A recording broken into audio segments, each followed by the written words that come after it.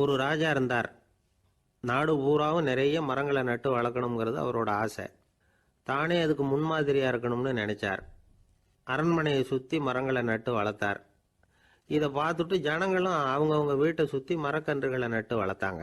கொஞ்ச காலத்துல ஊரு பூரா பசுமையா மாறிச்சு. எல்லாருக்கும் சந்தோஷமா இருந்தது. இது ஒரு பக்கம் இருக்கட்டும். இப்ப நான் சொல்ல போற கதை வேற. அதாவது அந்த ராஜா ஒரு நாள் தன்னுடைய அரண்மனையை சுத்தி இருக்கிற விதவிதமான மரங்களை எல்லாம் போய் பார்த்தார். எப்படி இருக்கிறீங்க அப்படின்னு ஒவ்வொரு மரத்துக்கிட்டையும் விசாரிச்சாராம்.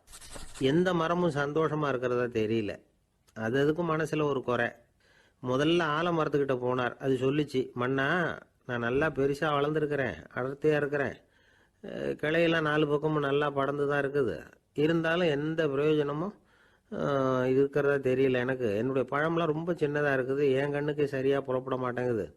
நான் இருக்கிற சைஸுக்கு என்னுடைய கிளையில் இருக்கிற பழம்லாம் எவ்வளவு பெருசாக இருக்கணும். அது இத்தினூண்டு இருக்கிறது எனக்கு பெரிய அவமானமாக இருக்குது. இப்படி இங்கே நின்றுக்கிட்டு இருக்கிறதே ரொம்ப கூச்சமாக இருக்குது. ஒரு நல்ல புயல் வந்ததுன்னா பேசாமல் சாஞ்சு விடலாமான்னு பார்க்குறேன் அப்படின்னு புலம்புது ஆலமரம். சரி இருக்கட்டும்னு நினச்சிக்கிட்டு ராஜா அடுத்தபடியாக ஒரு அத்தி மரத்துக்கிட்ட போனார். அதுவும் புலம்ப ஆரம்பிச்சுட்டுது. நான் கூட பெரிய மரம் தான், இல்லை இலையெல்லாம் அழகாக தான் இருக்குது, பழம் அழகாக இருக்குது, இருந்தாலும் உள்ள விஷயம் இல்லையே. அத்தி பழத்தை புட்டு பார்த்தா அத்தனையும் சொத்த அப்படின்னு பழமொழியே உண்டாயிட்டுதே.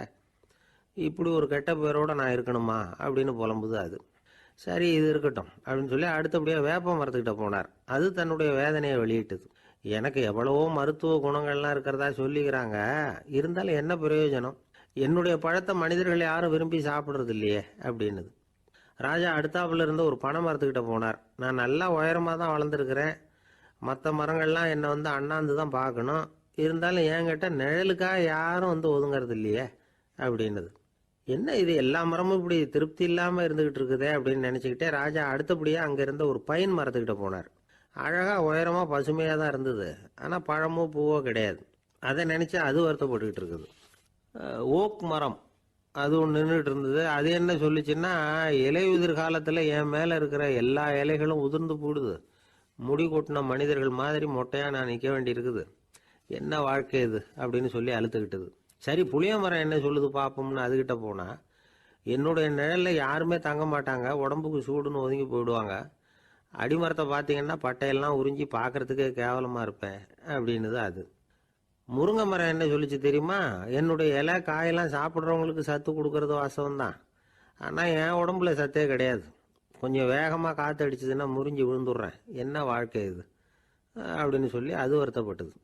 ராஜா யோசனை பண்ணார். என்ன இது, மரங்கள் பூமியின் வரங்கள்னு சொல்கிறோம், மழை பெய்யறதுக்கு அதுதான் காரணம், பூமி செழிப்பாக இருக்கிறதுக்கும் அதுதான் காரணம், வீடு கட்டுறதுக்கு மரம், நாற்காலி செய்ய உபயோகப்படுத்துறதுக்கும் அதுதான் உபயோகப்படுது, மனுஷனுக்கு வேண்டிய ஆகாரங்களையும் கொடுக்குது, இப்படிலாம் இருந்தும் எல்லா மரமும் நிம்மதி இல்லாமல் இருந்துகிட்டு இருக்குதே அப்படின்னு நினைச்சார். அப்போ அங்கே இருந்த ஒரு மகிழ மரம் அவர் கண்ணில் பட்டுது. அந்த மரம் மட்டும் கொஞ்சம் நிம்மதியாக மகிழ்ச்சியாக இருக்கிறது மாதிரி தெரிஞ்சுது.